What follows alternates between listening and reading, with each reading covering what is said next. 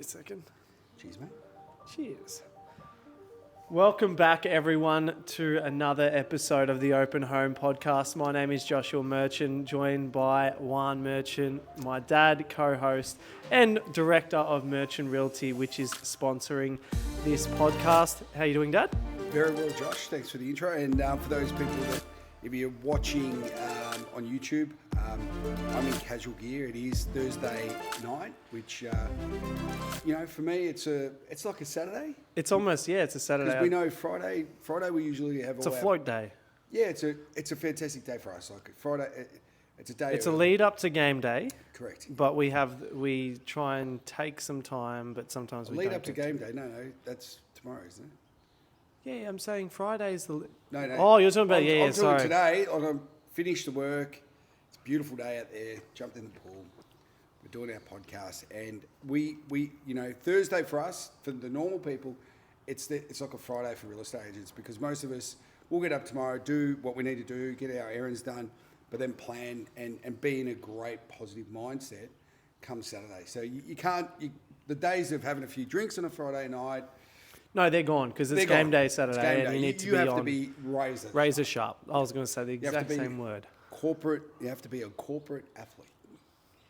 That's not as we drink our beer anyway.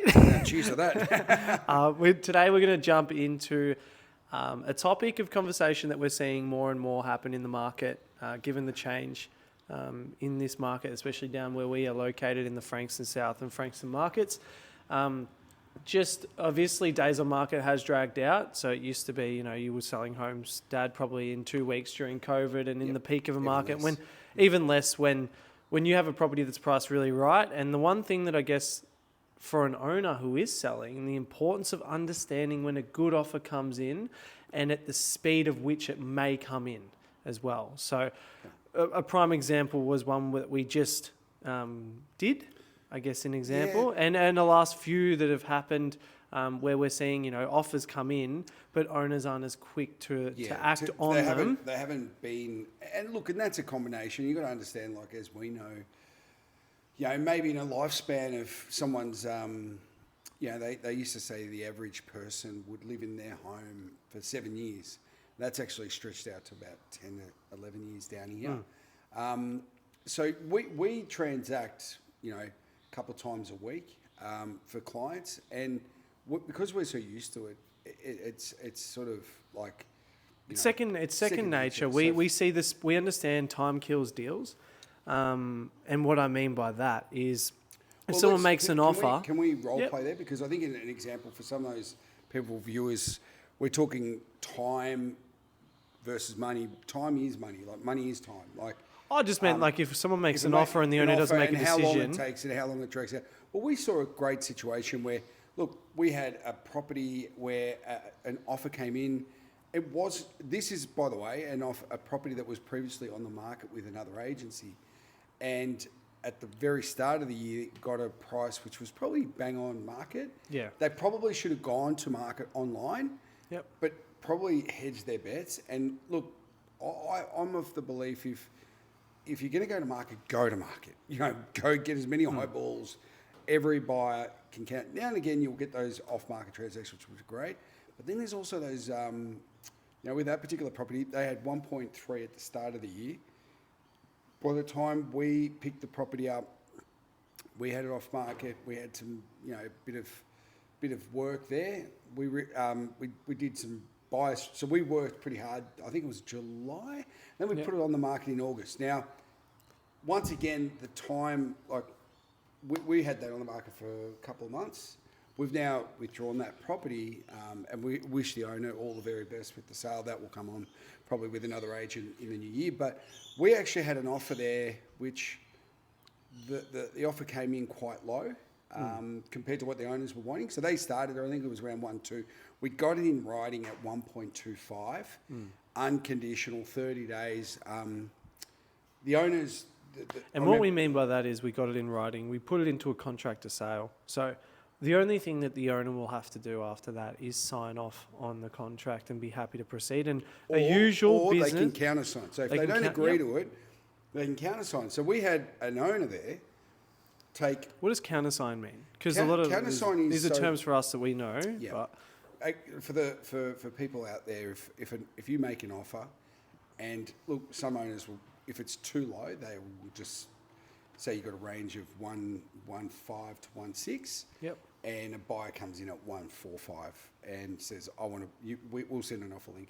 We'll countersign it back at, say that it was 16 to 17. We'll counter at 17. Yep. If they're in the range or thereabouts, we'll counter at 17. And when you say they'll countersign, will they sign off on the contract? They'll They'll put the price. They'll cross that price out. The offer that was Yep. offered. Put in. And they'll the write price the details they price, want. Put the price there. The vendors will then sign off on that signatory, and then it's onto the buyer whether they want to do it or not. And it shows one thing that would show, and I guess your experience, you would have had to do that all the time back when it wasn't as digital as it is now. I feel like with the digital way, it's very easy to just update a price and get an initial, and it automatically changes it. But I could only imagine the amount of times you would have gone back and forth and had like scribble here, scribble out, scribble here, because you can't just go and print 3-4 contracts at any given point. The hard part was when back in the pre-COVID days, we were.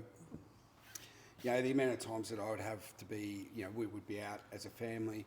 I'd have to say to Mum, "Hey, we have to cut I'd either leave a dinner gathering or." Yeah, you worked hard. You were working around the clock. You'd be I'd have the contracts. contracts in the car. Yep. I'd drive to the other side of town, come back. It might have been a round trip of maybe 2 hours, come back. At least the pay's still there. I've got the signatures. I've had verbal agreement, but I've had to get the buyers and the vendors all signed off. Nowadays, it's pretty straightforward. So getting back to your point, time versus money, a lot of owners... No, mine is time kills deals. Time does kill deals. With that particular one that we had in Frankston South, we had an offer. They ended up going in writing at 125, and that was on a Friday. The owners... sorry, not on a Friday. That was on a Monday afternoon. They put it in. Now, understand, this guy had made... was thinking slightly higher pre his auction that sold on that Saturday previously, and he took a hit on auction day based on the market. So he had, he thought he was going to get 1.2, and it sold for 115. So anyway, he came in, made an offer of 1.25 in writing, and within 2 days we made within that 48 hours we got an extra 20,000. Yeah. Which the owners were reluctant. They said, no, we don't want it. And then it was on the Friday, they said, we're going to make a decision, and we really want that 1.3. And I'm like, well, 8 months ago you had 1.3. We got 1.27, like $30,000 in today's market. If you look at the graph on REA, there was a substantial difference between prices back then and now. Yeah. I think this is pretty good money in today's market. Ultimately, the owners will make that decision. The owner decided to take the offer on the Friday morning. However, as you said, time kills deals.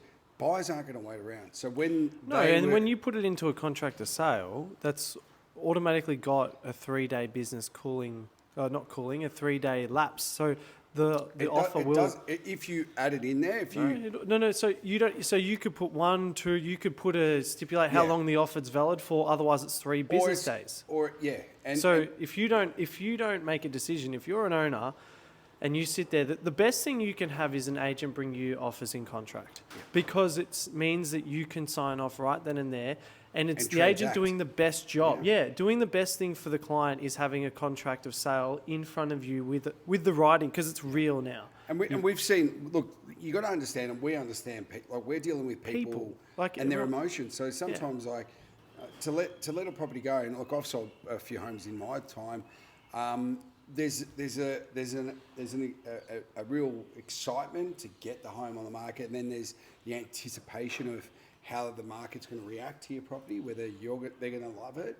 And then when you get sold and you get the sold sticker and that euphoric sort of, you're on cloud 9, there is that element of what goes up comes down. And then there's Have you seen owners where, I'm just trying to ask you, because I've definitely seen it, but where you'll launch a property and say you've had it on the market for a full week. So you launch on the Monday, that Saturday comes, you have 40 groups come through. You get all these offers in on that Saturday, Sunday, and you present them to the owner and they go, no, I reckon we can get more. Has that happened to you? Yeah. That's happened many times. But this is what, this is where it's important from as a listing agent, as you know, and you're the same, Josh, when we list a home, if the owner says, look, I'm happy with 1.5, we can write in there 1.5 in the reserve box, and we can advertise at 1.5, 1.5 fixed price. Now, a lot of owners go, look, we don't want to be locked in. We want to be advised, the reserve. We want to range. We want to get more buyers in. So you'll go 1.4 to 1.5 and say, guys, look, yep, you're happy, confident. Yep, let's work it out at 1.5. And you get that 1.5, and then they go, oh, yeah, we reckon we can get more. The hard part with that is that you've done all this work.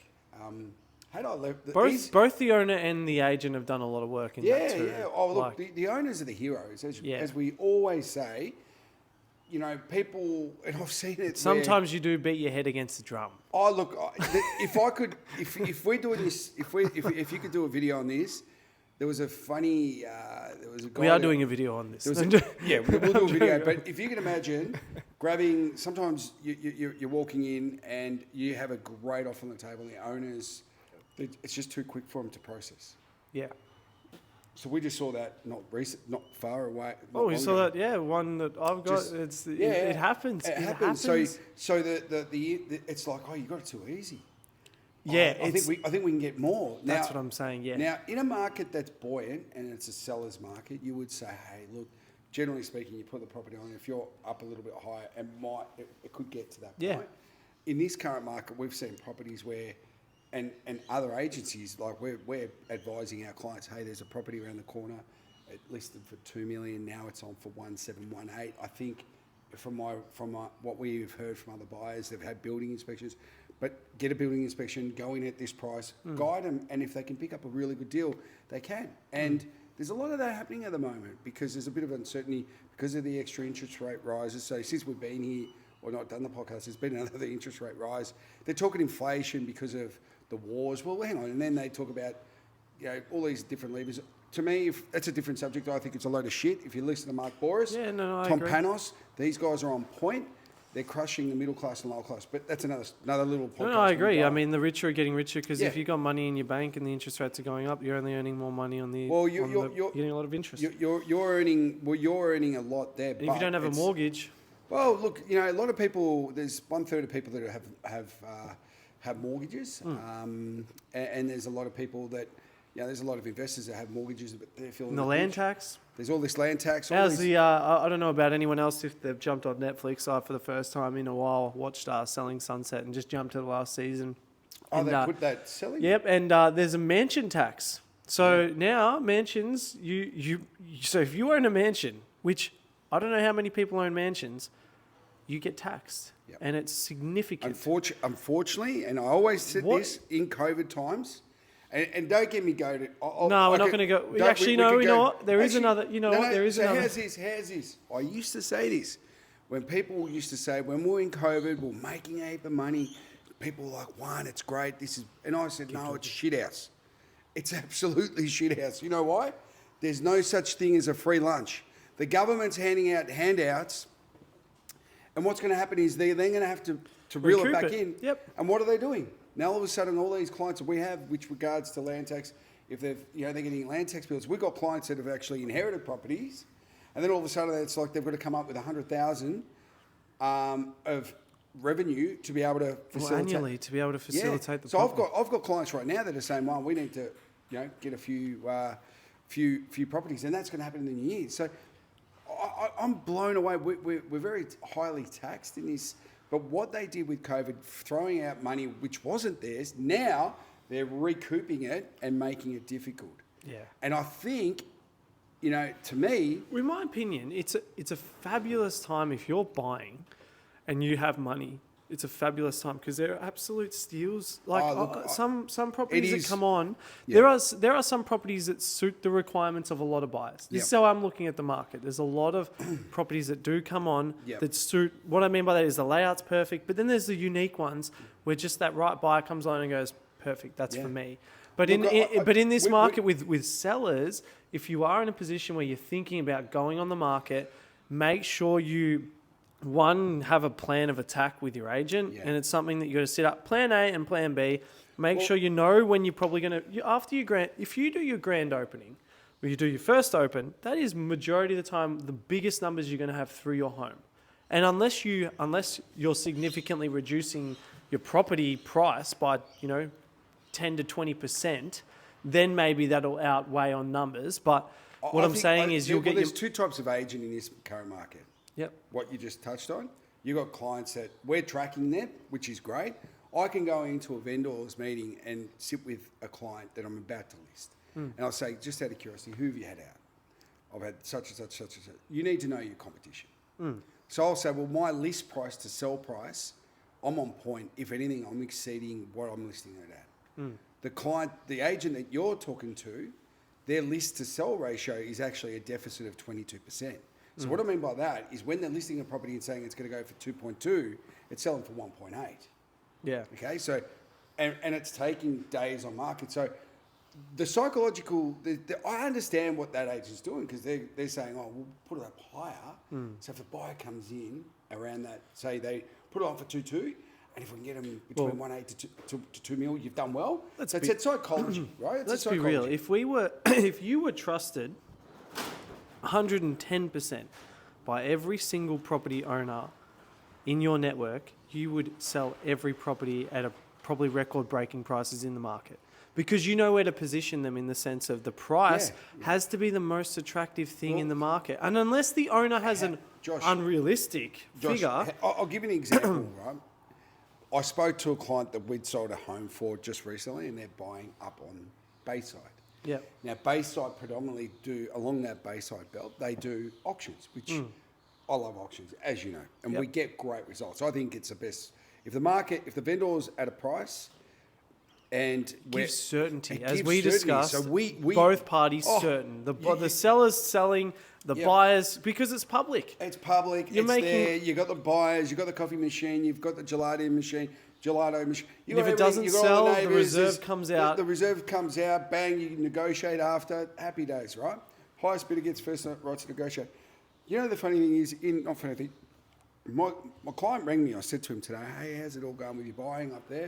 He said, well, it's funny, with a lot of these properties up down in Cheltenham and Brighton, not Cheltenham, Cheltenham and Mentone and even Moorabbin, some of them are going on for auction 950 to $1 million. We went to one where they had it quoted 1.15 to 1.25. And when they went in, it was packed. And they looked at it and they said, this is easily 1.4. So they went to the agent and said, look, we've got a budget up to 1.5. Do you reckon I'm a chance?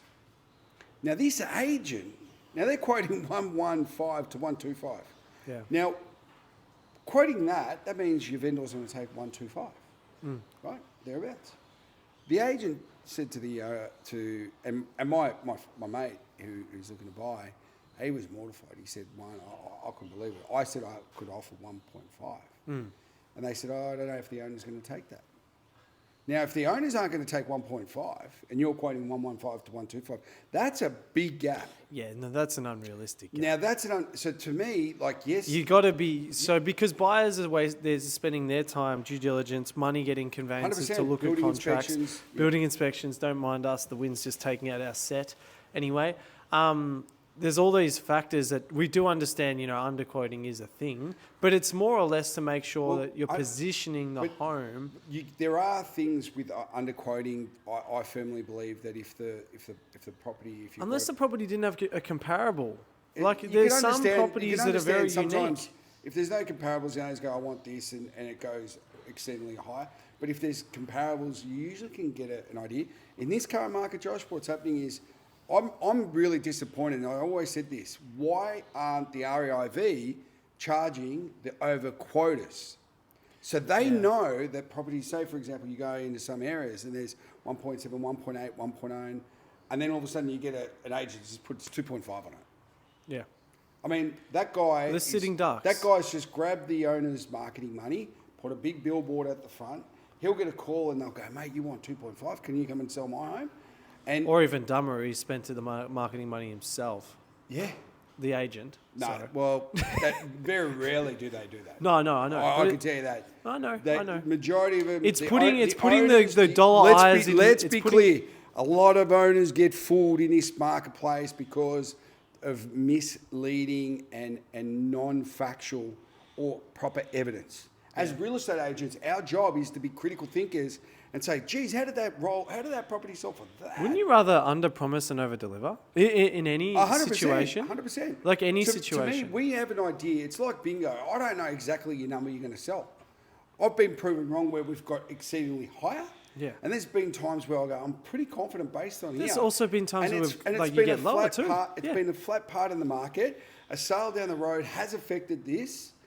And what we thought was a great product, all of a sudden when the building inspection was done, there were some defects. And that hindered the sale price. So 100%. there's all these variables. So There's a lot of variables there's in a lot property.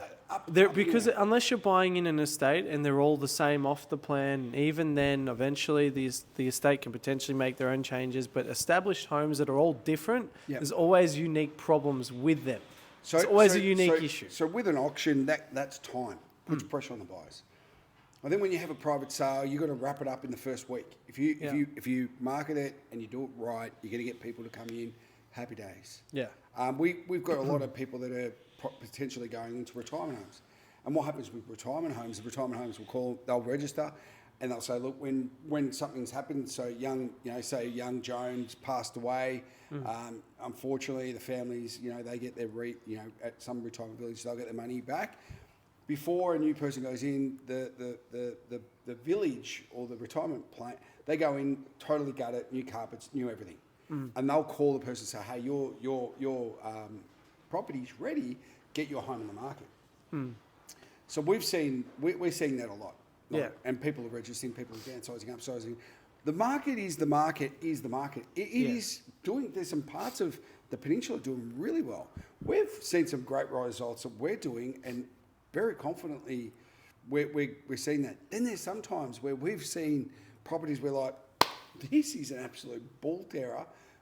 Eyeballs online are huge, but the buyer inspections coming through Are just low. are just low.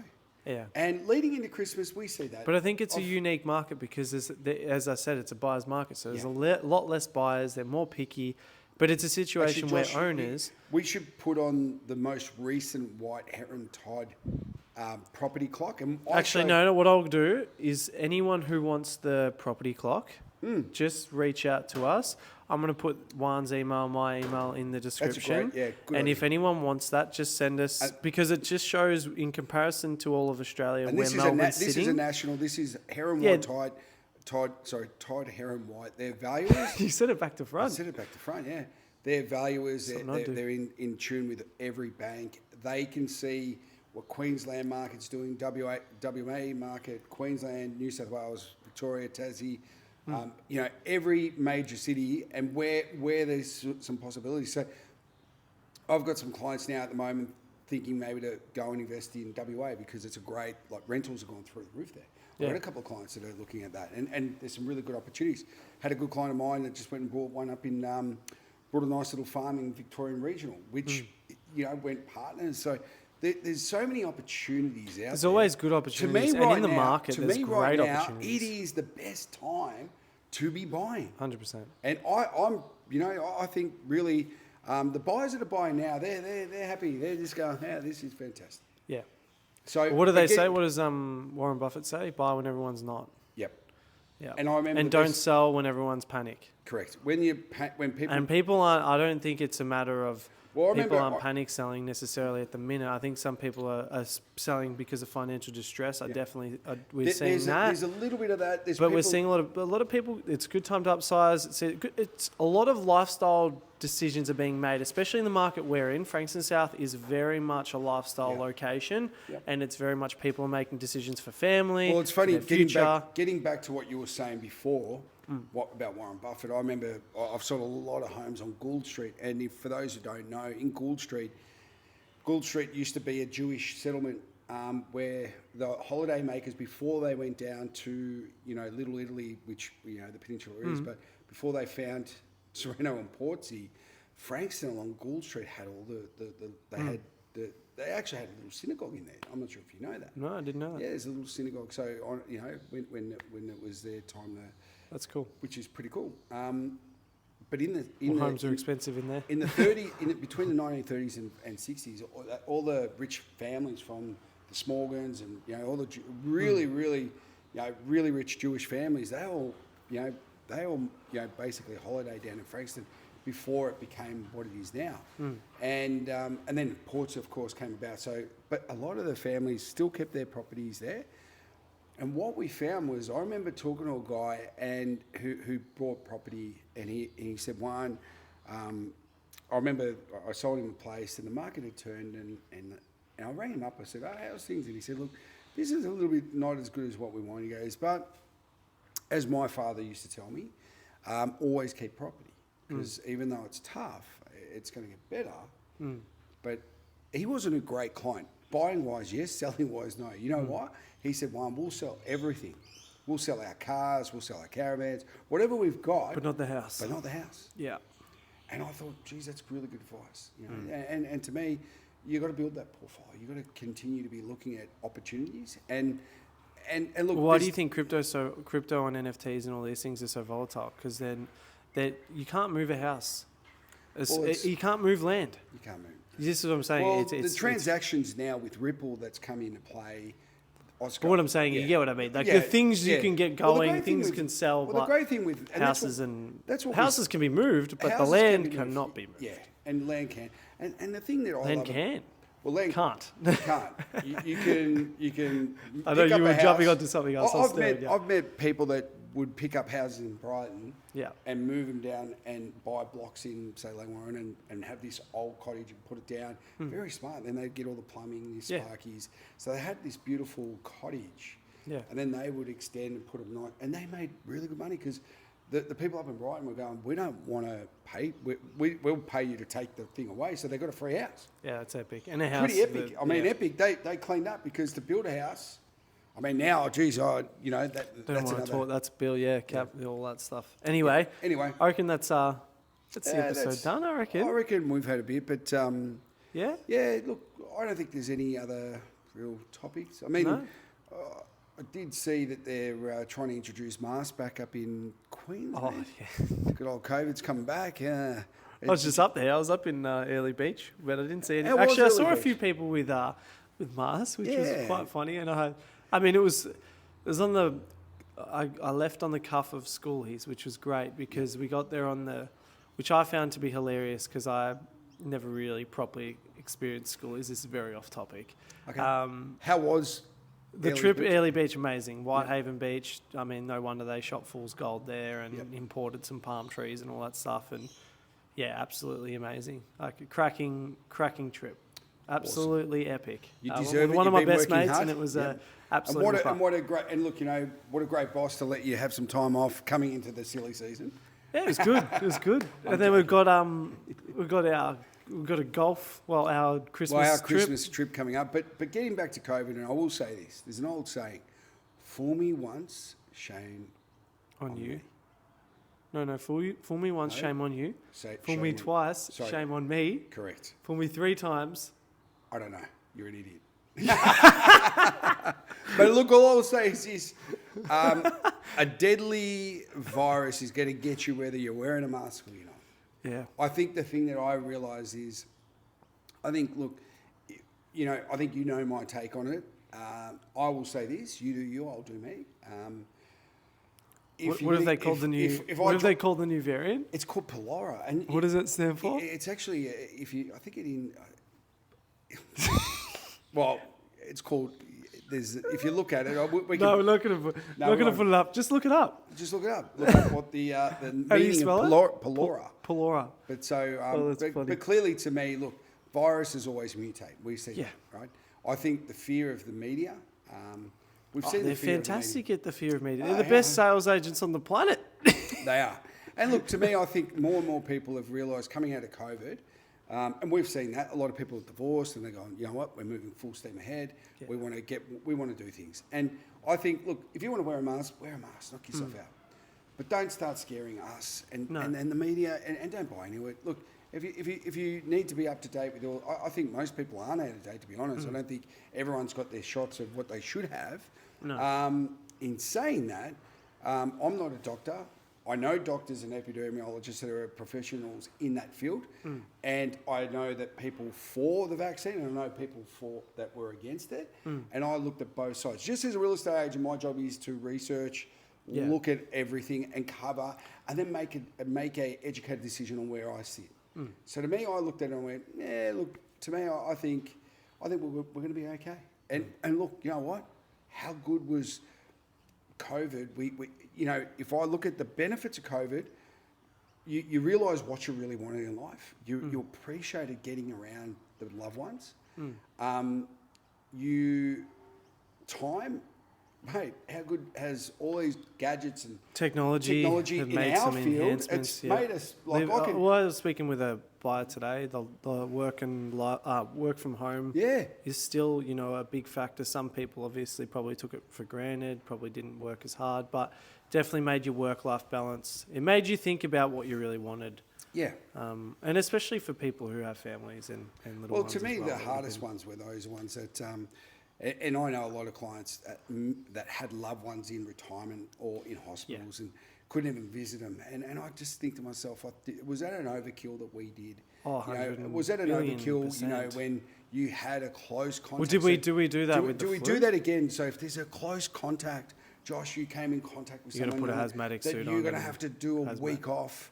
You got a week off. I mean, come on, man. I mean, to me, it's don't get me started. And not only that, the people, I remember, what was it? Like you could just, to get, you could take a week off and all you had to do was show like a COVID rat test. Mate, do you know how many rat tests that people were putting online just for shits and gigs? To be like, hey, do you have my rat test? You could copy it and send it to you. So that's where businesses went under. I know guys who were concreters, plasterers and whatnot. Shocking. They had people going, well, we're getting money from the government. And like I said, there's no free lunch. The government never gives any free lunches. So guess what? Now, all the inflation and they're pushing and the banks are cleaning Which up. is shit because how much profits have the banks made? Yeah. And then they put a negative spin on. I'm like, anyway, come on, man. we're going to wrap this one up because this could go on for a while. I could see Snoopy the rabbit out in the farm there, but we're going to wrap this up. If you guys do need any real estate advice, anything leading up to Christmas, we've got a lot of people who are requesting appraisals on their homes. Given that this new year, it is a time where you normally spend it with family. And if you are looking to make a bit of a lifestyle change, please reach out to us. We're happy to help if you're in the Frankston South or Frankston If there's any market. subjects you would like us to discuss outside of real estate, we can tell. We've got some really good content coming soon. We're going to be more consistent with this, by the way. We kind of went a bit slow and a bit off rails. Look, I was pretty keen to get it, but this guy over here is doing another podcast. He's sorting himself out. But look, let's give your podcast, Josh. What are you doing on the off? Talking sport. It's called what's Sports it called? for Dummies. Sports with a Z and it's for actually dummies. Really great insight. I love it. Yeah, so we're talking about, at the moment, we're talking predominantly about the NBA following the start of the season. Wasn't too long ago. Can I ask, what other subjects are you touching? At the moment, it's more or less going to be NBA. No cricket just yet. I know we should have. Maxwell had an incredible. Goodness, you could have tapped into the Indian marketplace, man. Trust me, we will be. I definitely will be. So we're at the moment just focusing on NBA. Did you know? I didn't know this. If you look at the most. No, cricket's number one. I know. I did the search. Collie has more. Like I couldn't believe it. Collie has way more followers than LeBron. Yeah. How's that? Crazy. Anyway. I know we're going to tap into that. Anyway, guys, thank you for watching. If you have any questions,